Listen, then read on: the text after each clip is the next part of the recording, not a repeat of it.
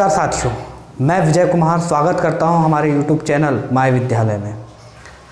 जैसा कि हमने ज्योग्राफी की जो सीरीज़ चालू की है, ये उसका दूसरा लेक्चर है और ऐसे ही करके हम चैप्टर वाइज पढ़ते जाएंगे और उसके क्वेश्चन करते जाएंगे।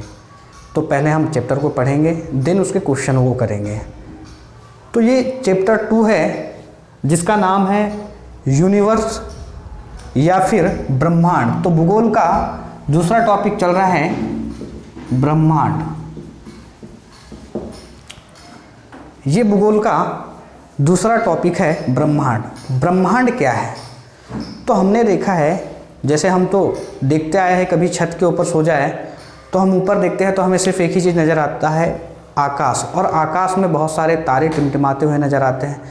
तो ब्रह्मांड में हम कह सकते हैं वह चीज़ जिसमें तारे हो। अब तारे तारामंडलों से मिलकर बने, यानी तारामंडलों में तारे होते हैं। तारामंडलों से मिलकर मंदाकिनियाँ बनी हुई हैं। तो मंदाकिनियाँ, तो हम कह सकते हैं मंदाकिनियाँ हैं, तारामंडल है, तारे हैं, और जितने भी खगोलीय पिंड जो है, जितने भी खगोलीय पिंड है, ये सभी खगोलीय पिंड ब्रह्मांड में पाए जाते हैं। तो हमने कहा कि ब्रह्मांड किन चीज़ों से मिलकर बना है? तो हमने कहा जितने भी सभी खगोलीय पिंड, सभी खगोलीय पिंड, खगोलीय पिंड, सभी खगोलीय पिंड जो ब्रह्मांड में उपस्थित हैं, उसे हम, और जहाँ तक कि ये पिंड एक दूसरे से लगे हो, जैसे कौन कौन से सभी खगोलीय पिंड? मंदाकिनी, मंदाकिनियाँ, मंदाकिनी, तारे, ग्रह, उपग्रह आदि, ये सभी चीज़ें एक दूसरे से बंधी हुई है। और इन सभी चीज़ों का आवरण जहाँ तक फैला हुआ है उसे हम ब्रह्मांड कहते हैं। यानी ये सभी चीज़ें पूरे ब्रह्मांड में छाई हुई है, जिन्हें हम ब्रह्मांड कहते हैं। लेकिन ये चीज़ बता पाना अभी तक के मुश्किल हुआ है, या बता पाना या कह पाना मुश्किल है कि कितनी ब्रह्मांड में मंदाकिनियाँ हैं और एक मंदाकिनी में कितने तारे हैं। और अगर हम ब्रह्मांड की बात करें तो ये भी बता पाना मुश्किल था और ये भी बता पाना मुश्किल था। लेकिन जब कुछ लोगों ने इसकी खोज की और कुछ चीज़ों को देख लिया, वैसे तो कहा जाता है कि ब्रह्मांड में 100 अरब मंदाकिनियाँ हुई। तो ये क्या हुआ, बाद में वैज्ञानिकों ने एक अनुमानित संख्या निकाली कि ब्रह्मांड जो है, ब्रह्मांड 100 अरब मंदाकिनियों से मिलकर बना है। तो हम बात करें कि जो ब्रह्मांड है, ब्रह्मांड जो है 100 अरब मंदाकिनियों से मिलकर बना हुआ है। कितनी मंदाकिनियाँ? 100 अरब मंदाकिनियाँ, जिसको बोल सकते हैं 10 की पावर 11 कोटि। इतनी मंदाकिनियाँ पाई जाती है ब्रह्मांड में। और एक मंदाकिनी में, एक मंदाकिनी में 100 अरब तारे पाए जाते हैं। 100 अरब तारे, 100 अरब तारों की बात करें तो ये भी 10 की पावर 11 कोटि, इतने तारे पाए जाते हैं।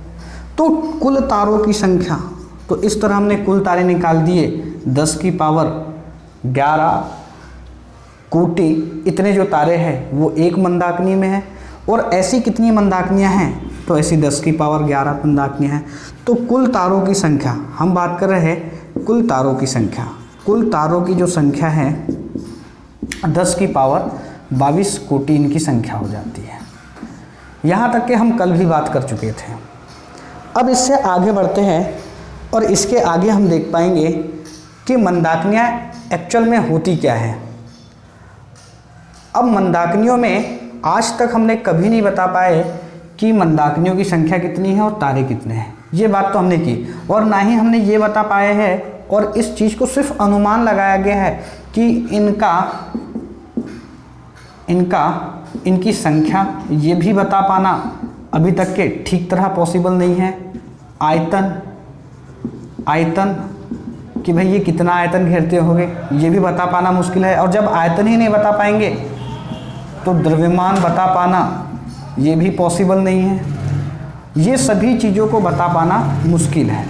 और एक और हमने परिभाषा देखी थी कि हम द्रव्यमान, या फिर हम ब्रह्मांड की परिभाषा या ब्रह्मांड को कैसे परिभाषित करेंगे, तो हमने कहा था कि जो ब्रह्मांड है उसमें आयतन और ऊर्जा हो, आयतन नहीं द्रव्यमान, उसमें द्रव्य और ऊर्जा जहाँ तक फैली हो उसे हम ब्रह्मांड कहते हैं। यहाँ तक के हमने चर्चाएं कर ली थी। अब बात करते हैं कि वास्तव में मंदाकिनी क्या है, क्योंकि ब्रह्मांड मंदाकिनियों से मिलकर बना है। तो मंदाकिनी क्या है, तो हम चर्चा करते हैं मंदाकिनियों की। मंदाकिनियों की चर्चा कर रहे हैं। मंदाकिनी, मंदाकिनी, मंदाकिनी क्या है? तो मंदाकिनी अरबों तारों का एक निकाय है। क्या है मंदाकिनी? अरबों तारों का क्या है? एक निकाय है। निकाय का मतलब हो जाता है पिंड। तो निकाय को जरूरी नहीं पिंड ही कहेंगे, कुछ भी कहा जा सकता है। तो मंदाकिनी क्या है? अरबों तारों का एक निकाय है, यानी असंख्य तारे इसमें दिए हुए हैं। बहुत सारे तारों से मिलकर मंदाकिनी बनी हुई है। लेकिन जब बाद में कुछ यंत्र खोजे गए, क्या हुआ? ब्रह्मांड की उत्पत्ति को लेकर बात करें, ब्रह्मांड की उत्पत्ति, ब्रह्मांड की उत्पत्ति, ब्रह्मांड की उत्पत्ति को लेकर अलग अलग लोगों के सिद्धांत आए।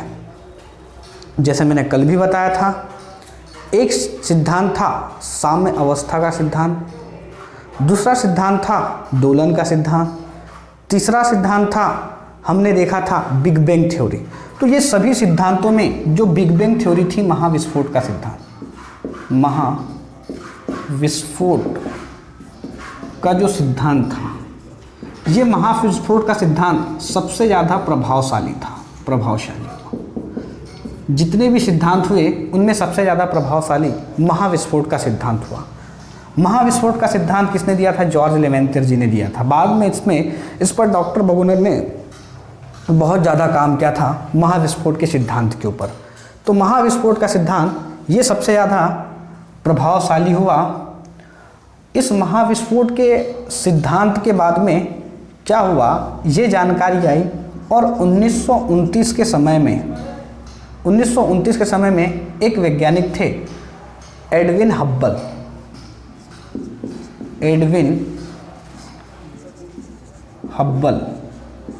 इन्होंने एक टेलीस्कोप बनाया। क्या बनाया इन्होंने?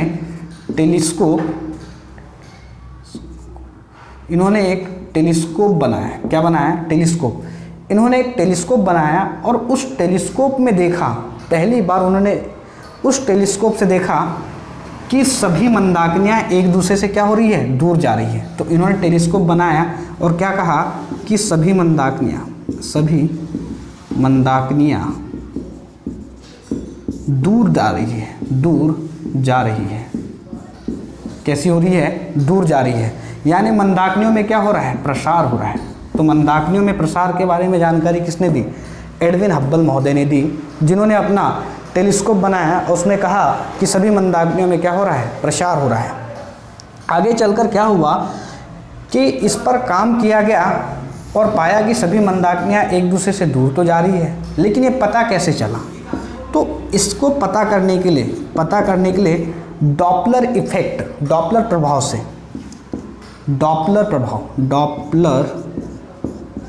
प्रभाव द्वारा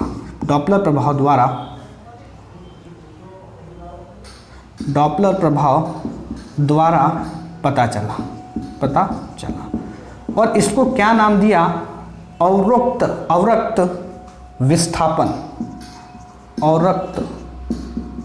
विस्थापन। इसको नाम दिया अवरक्त विस्थापन। और इसी अवरक्त विस्थापन को कहा आगे चलकर रेड शिफ्ट नाम दिया। कि क्या है ये रेड शिफ्ट, कैसे पता किया, क्या है ये डॉपलर प्रभाव और कैसे कैसे पता किया? तो क्या हुआ, ब्रह्मांड की उत्पत्ति को लेकर अलग अलग सिद्धांत आए, उसमें बिग बैंग थ्योरी या फिर महाविस्फोट का सिद्धांत बहुत प्रभावी हुआ। महाविस्फोट का सिद्धांत डॉक्टर जॉर्ज लेमेंटियर जी ने दिया था, डॉक्टर एबे जॉर्ज लेमेंटियर उनका नाम है, और इस पर बाद में काम किया डॉक्टर बगुनर ने। 1929 में क्या हुआ, जब ये सिद्धांत आया तो हब्बल जी ने हब्बल टेलीस्कोप बनाया और उसके जरिए से देखा कि एक मंदाकिनी दूसरी मंदाकिनियों से दूर जा रही है। और ये पता कैसे लगाया, तो इन्होंने पता लगाया डॉपलर प्रभाव से, उसे कहा औरक्त विस्थापन, जिसे रेड शिफ्ट कहते हैं। अब क्या है ये रेड शिफ्ट? तो देखो रेड शिफ्ट में क्या होता है, औरक्त विस्थापन। क्या है ये औरक्त विस्थापन? रेड शिफ्ट में इसमें इन्होंने एक निर्णय निकाला कि जब प्रकाश किरण की ओर, मतलब प्रकाश पुंज की ओर जब हम चलते हैं, यानी प्रकाश स्रोत की ओर,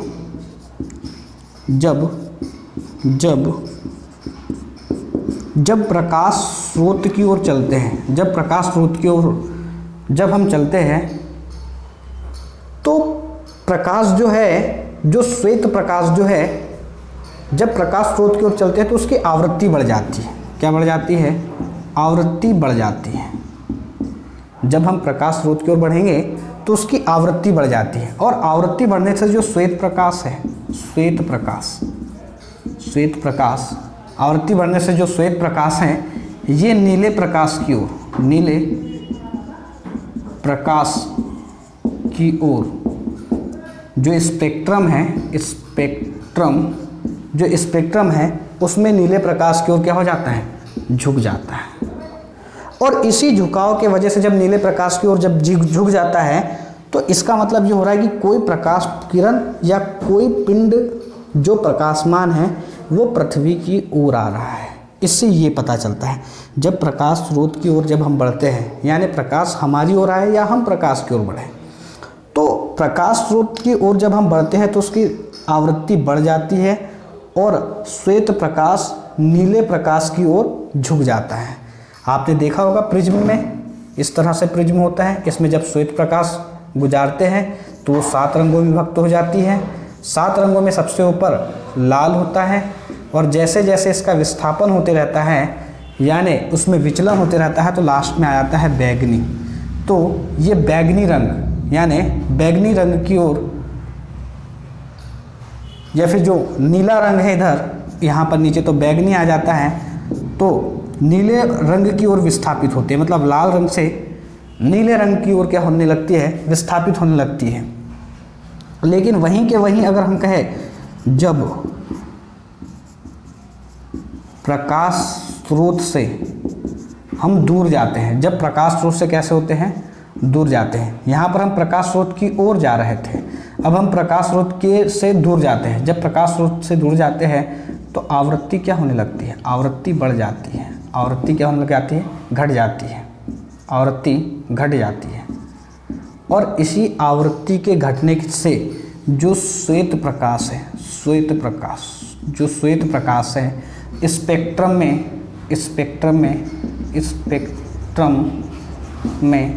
में लाल प्रकाश की ओर झुक जाता है। यानी अगर कोई पिंड हमसे दूर है या कोई मंदाकिनी हमसे दूर है और वहाँ के तारे का उजाला हमारी ओर आता है, तो हमने देखा कि वो एक मंदाकिनी दूसरी मंदाकिनी से दूर जा रही है। हमने कहा कि एक मंदाकिनी इधर है, दूसरी मंदाकिनी यहाँ पर है। अब ये दूर होने का कैसा संभावना होगी? तो यहाँ का जो प्रकाश है वो हमसे यहाँ आ रहा है। अब ये प्रकाश स्रोत धीरे धीरे अगर ऐसा दूर जा रहा है, तो हमने कहा दूर जाएगा। तो जब हम प्रकाश स्रोत से दूर जाते हैं, मतलब ये प्रकाश स्रोत या फिर हमारी भी तो मंदाकिनी है, क्योंकि हम भी जिस मंदाकिनी में रहते हैं, तो मंदाकिनी की बात मैं कर ही रहा हूँ, मैं बताऊँगा कि हम किस मंदाकिनी में रहते हैं।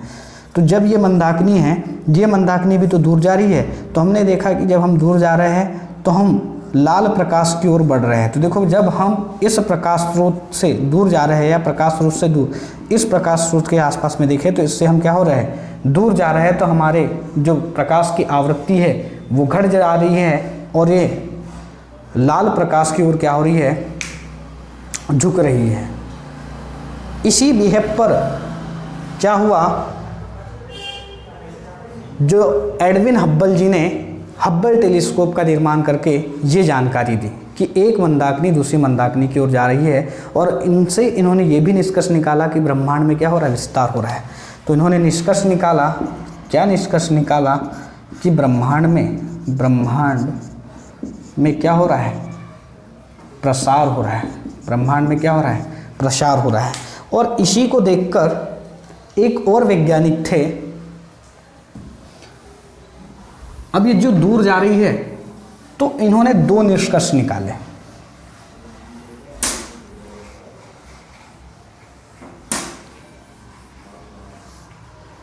इन्होंने दो निष्कर्ष निकाले। कौन कौन से निष्कर्ष निकाले? जो हब्बल महोदय है, हब्बल महोदय, इन्होंने दो निष्कर्ष निकाले। पहला तो यहाँ लिखवा ही दिया हूँ मैंने कि ब्रह्मांड में या एक मंदाकिनी एक दूसरे से दूर जा रही है। मंदाकिनियाँ एक दूसरे से दूर जा रही है। कैसी हो रही है? दूर जा रही है। और दूसरा निष्कर्ष ये निकाला कि ये एक दूसरे से जितनी दूर जा रही है उनकी गति उतनी ज़्यादा बढ़ती जा रही है। जितनी दूर जा रही है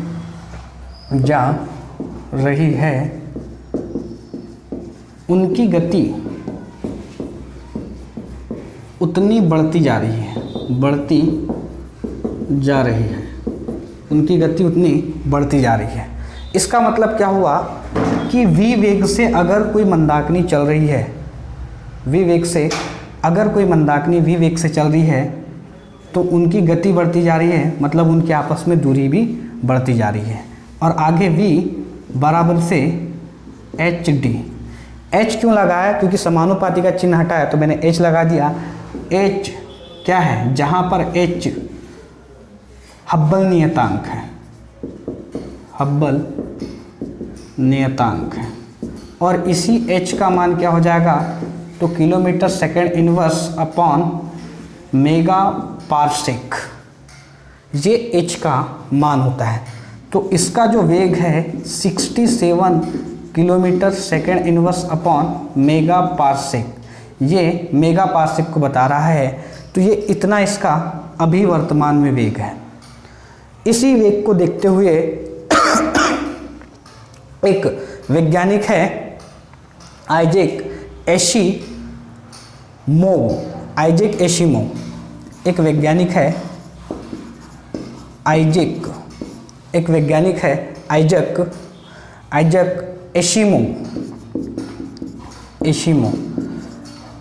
एशिमोव, ये एक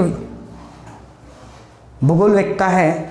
इन्होंने कहा कि हब्बल द्वारा जो दी गई जानकारी है, इस जानकारी के अनुसार अगर प्रत्येक मंदाकिनियाँ एक दूसरे से इसी तरह दूर जाए तो आज से 125 करोड़ प्रकाश वर्ष बाद इन मंदाकिनियों की जो गति है, ये जो मंदाकिनियाँ हैं इनकी जो गति है, इनकी गति इतनी अधिक होगी कि इन्हें नग्न आँखों से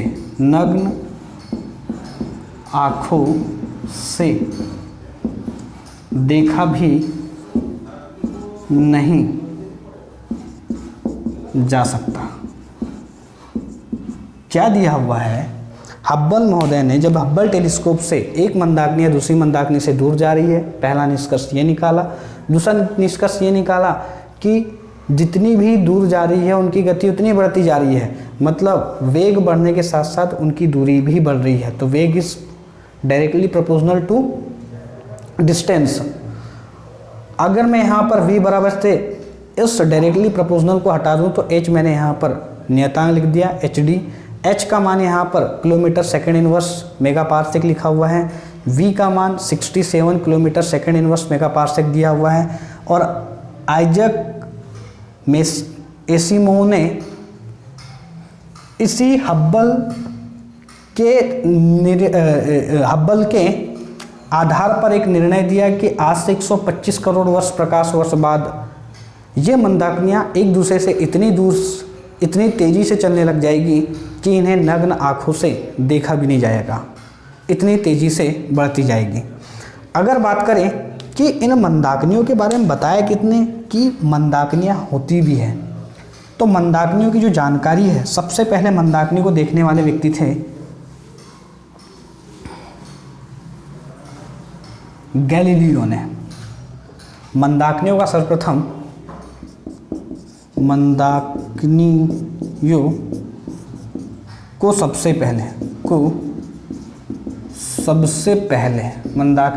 पहले किसने देखा था? गैलीलियो ने देखा था। किसने देखा था? गैलीलियो ने। मंदाकिनियों में यानी ब्रह्मांड में विस्तार की जानकारी हब्बल महोदय ने दी थी। अब बात करते हैं कि ब्रह्मांड की आयु कितनी आकी गई है।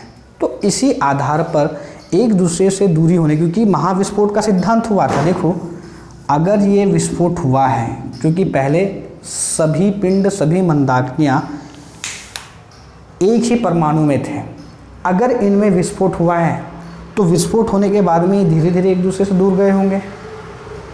तो आज ये मंदाकिनी कोई यहाँ है, विस्फोट होने के बाद में यहाँ से यहाँ तक आई है, तो इनके बीच की दूरी, और इसी आधार पर ये निर्णय निकाला कि जो ब्रह्मांड की आयु है, ब्रह्मांड की जो आयु है, ब्रह्मांड की आयु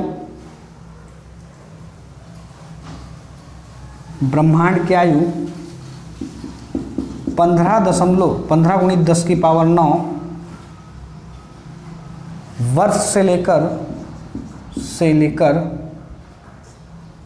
15 गुणित 10 की पावर 19 वर्ष, इतने वर्ष आकी गई है।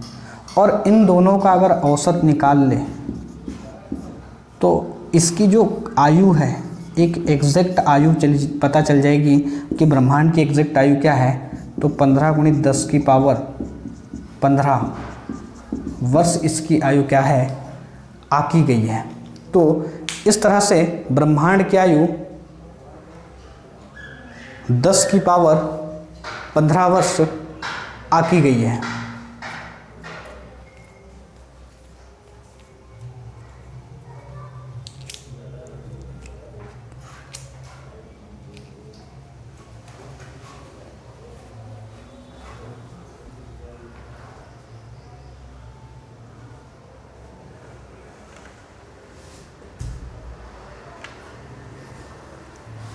इसे थोड़ा सा बदल लेंगे।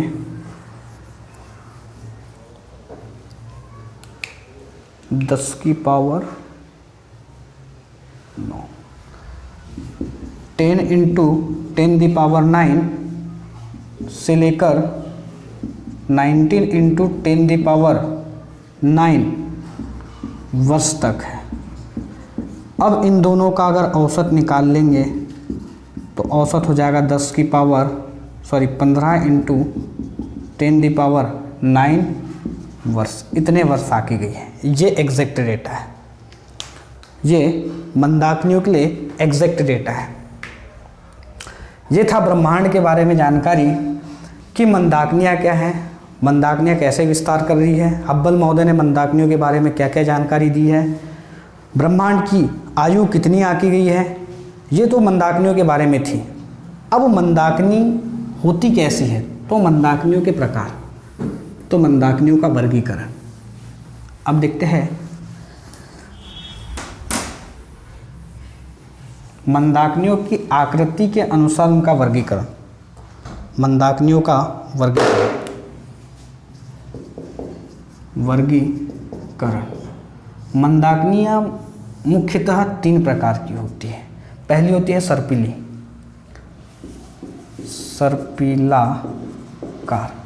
लगभग 80% मंदाकिनियाँ सर्पिलाकार होती है।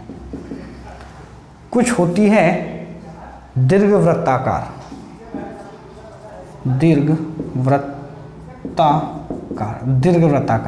लगभग 17% मंदाकिनियाँ दीर्घवृत्ताकार होती है। और कुछ होती हैं अनियमित। लगभग 3% मंदाकिनियाँ कैसी थी? अनियमित मंदाकिनियाँ हैं। सर्पिलाकार मंदाकिनियों की बात करें तो जैसे हमारी दुग्ध मेखला, इसके उदाहरण दुग्ध मेखला, जिसे हम आकाश गंगा भी कहते हैं। आकाश गंगा क्यों नाम पड़ा इसका नाम आकाश गंगा, ये मैं अभी बताऊंगा कि आकाश गंगा नाम कैसे पड़ा। ठीक है, तो किसका? मंदाकिनियों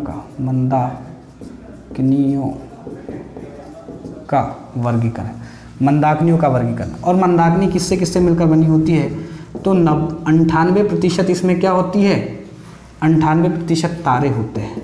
98% तारे होते हैं, प्लस 2% क्या होती है? गैसें और धूलकण। गैस एवं धूलकण पाए जाते हैं। मंदाकिनियों में 98% तारे होते हैं और 2% धूलकण पाई जाती है। इनके वर्गीकरण की बात करें तो 80% सर्पिलाकार मंदाकिनियाँ होती हैं, 17% दीर्घवृत्ताकार और 3% अनियमित मंदाकिनियाँ पाई जाती हैं। आकाशगंगा। अब हमारी मंदाकिनी कैसी है? तो हमारी मंदाकिनी है सर्पिलाकार, हमारी मंदाकिनी है।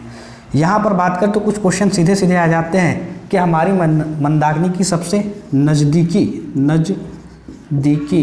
मंदाकिनी की नज़दीकी मंदाकिनी कौन से? एंड्रोमेडा या देवयानी।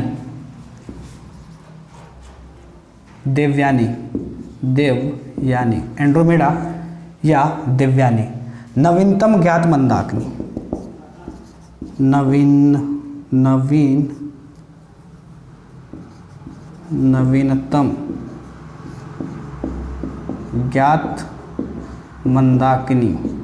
नवीनतम ज्ञात मंदाकिनी।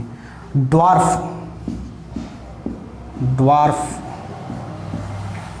मंदाकिनी। ड्वार्फ, ये सबसे नवीनतम ज्ञात मंदाकिनी है। मंदाकिनी एक्चुअल में क्या होती है? अरबों तारों का एक विशाल निकाय है। अरबों तारों का एक विशाल निकाय है। निकाय का मतलब हो जाता है पिंड। और जो मंदाकिनियाँ होती है, अब इसका नाम देखो, हमारी मंदाकिनी है दुग्ध मेखला या मिल्की वे, ये इसका नाम है। इसका नाम आकाश गंगा क्यों रखा गया है? तो इसके पीछे रीज़न क्या है? जब मौसम साफ होता है, जब मौसम क्या हो? साफ हो, या बादल जब साफ हो, तो रात्रि में, जब मौसम साफ होता है तो रात्रि में उत्तर से दक्षिण दिशा की ओर, उत्तर से दक्षिण दिशा की ओर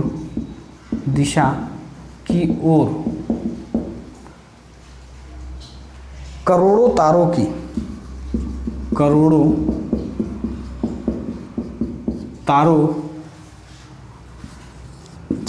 एक श्रृंखला दिखाई देती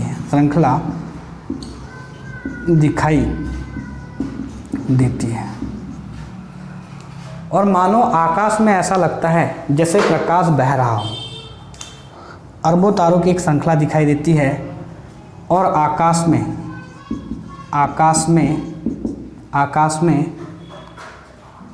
प्रकाश बहता हुआ नजर आता है। आकाश में प्रकाश बहता हुआ नजर आता है। आकाश में जब क्या होता है, जब मौसम साफ होता है तो उत्तर से दक्षिण दिशा की ओर जब हम देखते हैं रात्रि में, तो करोड़ों तारों की जो एक श्रृंखला है वो आकाश में ऐसा लगता है कि प्रकाश बह रहा है।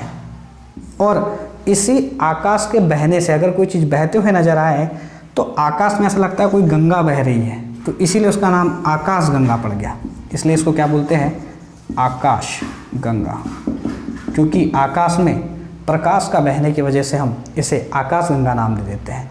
तो तो इस तरह से हमारी जो दुग्ध मेखला, इसका नाम आकाशगंगा कैसे पड़ा। और ये दिखाई देती है हमें रात्रि में, कभी आप देख पाओ तो रात्रि में उठकर देखना जब मौसम साफ हो तब। और अभी तो बिल्कुल दिखाई देगी, क्योंकि अब पोल्यूशन भी थोड़ा सा कम हो चुका है, क्योंकि कोविड-19 महामारी जो चल रही है। ये तो था आकाशगंगाओं के बारे में जानकारी कि आकाशगंगा कैसे बनती है। अब आकाशगंगा, इसकी विशालता के कारण इसे ब्रह्मांड की प्रायद्वीपीय ब्रह्मांड भी कहते हैं, क्योंकि ये मंदाकिनी बहुत बड़ी बड़ी होती है। जैसे अगर पूरा जल भरा हो और 3 ओर से पानी से डूबा हो, जैसे जो स्थल है वो 3 ओर से पानी से भरा हो, तो उसे क्या बोल देते हैं? प्रायद्वीप बोल देते हैं। क्या होता है, अगर पूरा जल भरा हो और जो स्थल है, जल ने स्थल को 3 ओर से घेर रखा है, तो उसे हम प्रायद्वीप बोल देते हैं। वैसे ही इन्हीं मंदाकिनियों को अगर बोला जाए तो हम क्या बोल देते हैं? प्रायद्वीपीय ब्रह्मांड कहते हैं। मंदाकिनियों को क्या बोलते हैं? इनकी विशालता के कारण, इनकी विशालता के कारण, इनकी विशालता के कारण इन्हें प्रायद्वीप ब्रह्मांड कहते हैं। ब्रह्मांड क्या बोलते हैं इसे? प्रायद्वीप ब्रह्मांड कहते हैं। तो देखो हमने क्या क्या देख लिया कि मंदाकिनियाँ, इनका वर्गीकरण, मंदाकिनियों में 98% तारे हैं, 2% धूलकण और गैसें हैं। मंदाकिनियाँ 3 प्रकार की होती है, सर्पिलाकार, दीर्घवृत्ताकार, अनियमित। सर्पिलाकार में हमारी दुग्ध मेखला आ जाती है, और साथ ही साथ हमारी नज़दीकी मंदाकिनियाँ देवयानी हैं, जिसे एंड्रोमेडा कहते हैं, ये भी सर्पिलाकार हैं। अभी तक नवीनतम ज्ञात मंदाकिनी में ड्वार्फ मंदाकिनियाँ हैं। इसका नाम, दुग्ध मेखला का नाम आकाशगंगा क्यों पड़ा, ये भी मैंने लिख दिया हूँ। उसी तरह से मंदाकिनी क्या है, तो अरबों तारों का विशाल निकाय है। इसी वजह से इसका विशालता होने के कारण इसे प्रायद्वीप ब्रह्मांड कहते हैं। अब बात करते हैं कि मंदाकिनी में, तो देखो ब्रह्मांड में हमने बहुत सारी मंदाकिनियाँ देखी, और उन्हीं मंदाकिनियों में एक मंदाकिनी है मिल्की वे, जिसे हम आकाशगंगा कहते हैं। तो इसी आकाशगंगा का एक भाग है, क्योंकि आकाशगंगा कई सारे तारामंडलों से मिलकर बनी हुई है। आकाशगंगा क्या है? बहुत सारे तारामंडलों से मिलकर बनी है।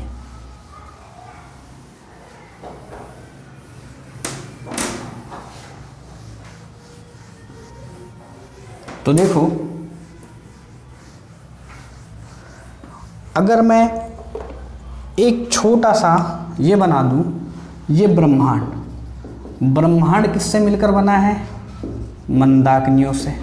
मंदाकिनियों किससे मिलकर बनी है? तो मंदाकिनी तारामंडलों से। और तारामंडल किससे मिलकर बना है? तो तारों से। तो उसी तरह से इन मंदाकिनियों में हमने देखा ब्रह्मांड बहुत सारी मंदाकिनियों से, तो इसी मंदाकिनियों में तारामंडलों से मिलकर बना है। तो तारामंडल में बहुत सारे तारामंडल पढ़ेंगे हम, कि तारामंडल क्या है, कितने प्रकार के तारामंडल है, कौन कौन से तारामंडल है, क्या क्या उनका काम है, उनकी विशेषताएं कौन कौन सी हैं। और उन्हीं तारामंडलों में से एक तारा जिसका नाम है सूर्य। सूर्य भी कहीं ना कहीं स्थित होगा, और हमारी जो मंदाकिनी है, उस मंदाकिनी का नाम है मिल्की वे या दुग्ध मेखला। हमारी मंदाकिनी का नाम क्या है? दुग्ध मेखला। इसका आकार कैसा है? तो सर्पिलाकार है। इसका आकार कैसा है? सर्पिलाकार है। और अगर ये सर्पिलाकार है तो इसका ये क्या है? केंद्र बिंदु होगा। क्या होगा? केंद्र बिंदु होगा। और इस केंद्र बिंदु से इसके चारों ओर क्या होते हैं? ऐसे छोटे छोटे करोड़ों अरबों या सैकड़ों अरब क्या पाए जाते हैं? तारे पाए जाते हैं। और ये तारे इस मंदाकिनी के केंद्र के चारों ओर क्या होते रहते हैं? घूमते रहते हैं। सूर्य भी इसका चक्कर लगाता होगा, क्योंकि इसी तारामंडल में हमारा एक सूर्य है तारा, और उसके मंडल को हम सौरमंडल कहते हैं। सौरमंडल क्या कहते हैं? सौरमंडल। तो सूर्य यहाँ से कुछ दूरी पर, क्योंकि ये केंद्र पर नहीं है, सूर्य इससे कुछ दूरी पर है, तो सूर्य इससे काफ़ी दूरी पर स्थित है, लगभग काफ़ी दूरी पर स्थित है। तो सूर्य आकाशगंगा के, या जो हमारी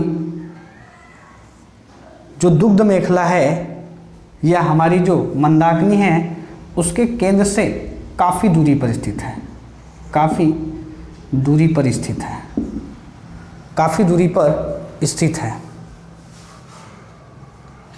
और सूर्य भी इसकी क्या कर रहा है, परिक्रमा कर रहा है, तो उसे बोलते हैं इरावत पथ। इरावत पथ जिस पथ से करता है उसे इरावत पथ कहते हैं। और कितने वर्षों में करता है, तो 25 करोड़ वर्ष में करता है। कितने वर्ष में करता है, 25 करोड़ वर्ष में एक चक्कर पूरा कर लेता है। कितना चक्कर पूरा कर लेता है, एक चक्कर, या फिर 250 मिलियन ईयर में, 250 मिलियन वर्ष में एक चक्कर क्या कर लेता है, पूरा कर लेता है।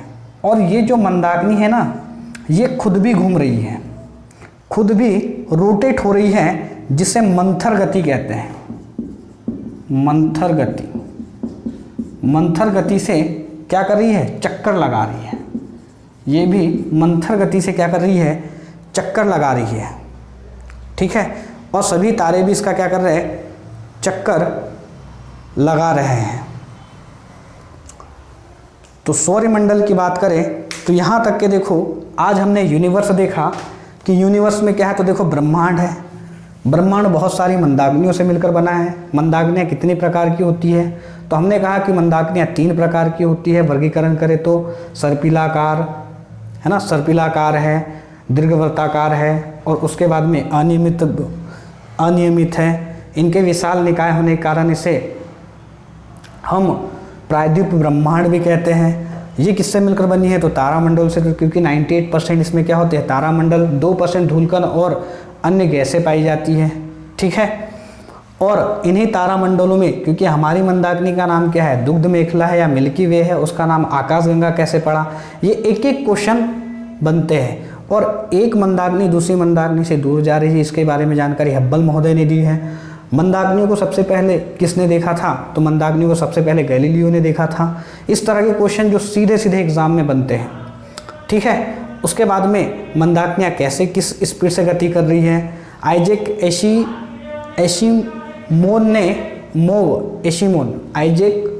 एशिमोव ने क्या कहा कि हब्बल महोदय ने कही वाली बात अगर सिद्ध है और इसको यथार्थ मान ले, तो आज से 125 करोड़ प्रकाश वर्ष बाद एक मंदाकिनी दूसरी मंदाकिनी से इतनी तेज़ी से चलेगी कि पता भी नहीं चलेगा, हम अपनी नग्न आँखों से देख भी नहीं पाएंगे।